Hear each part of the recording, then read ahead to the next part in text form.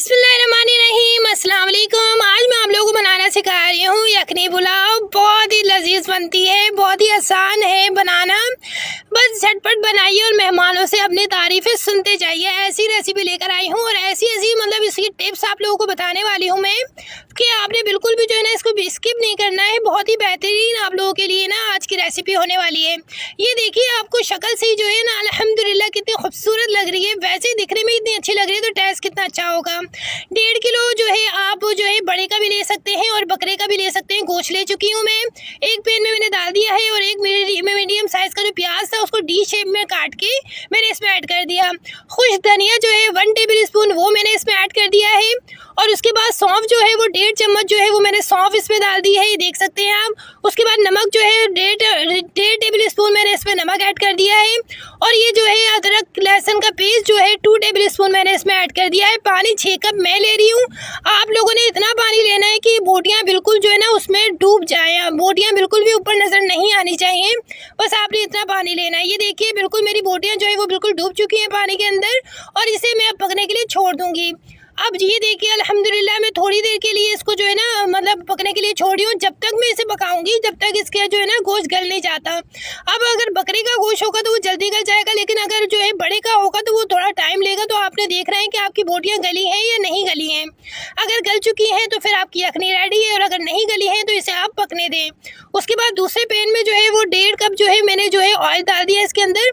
और गोल वाली जो मिर्चें होती हैं वो मैंने ली हैं 5 से 7, ठीक है ना। उसके बाद जो है मैं इसे मिलाऊंगी, ये देखिए।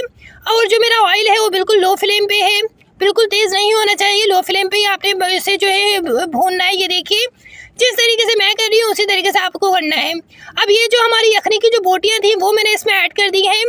यखनी की बोटियाँ डाली हैं, अभी मैंने यखनी नहीं डाली है, याद रखिएगा।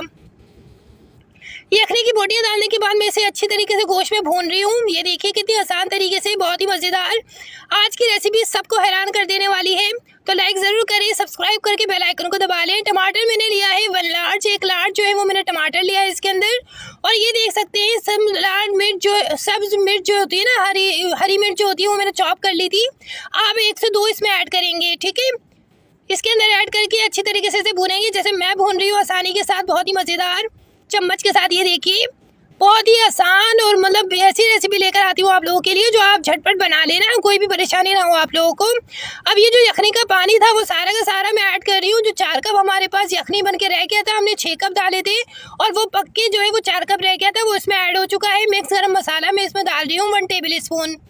1 टेबल स्पून मैंने गरम मसाला डाल दिया। जो है 2-3 पत्ते जो है वो तेज़ पत्ता की मैं इसमें ऐड कर रही हूँ, ये देखिए। और इसके बाद जो है मैं इसे चलाऊँगी अच्छे से, चम्मच की मदद से मैंने सारा मिक्स कर लिया इसमें। और नमक जो है ज़रूरत के मुताबिक आपको जो जितना चाहिए हो उतना आप डाल सकते हैं। ये देखिए, बहुत ही आसान है। इसे अच्छी तरीके से मैं थोड़ी देर के लिए पकने दूंगी और थोड़े से पकने के बाद थोड़ा सा मैंने मीडियम से हाई कर दिया इसका चूल्हा। और चावल भीगे जो थे मेरे पास 2 कप मैंने लिए थे, वो भीगे हुए थे मेरे पास चावल, वो मैंने इसमें ऐड कर दिया। आप भी जो है वो बिरयानी वाले चावल जो होते हैं वो भिगा के रखिएगा और जो है जितने भी आप चाहें उसके बाद जो है इसमें आपने ऐड कर देने हैं।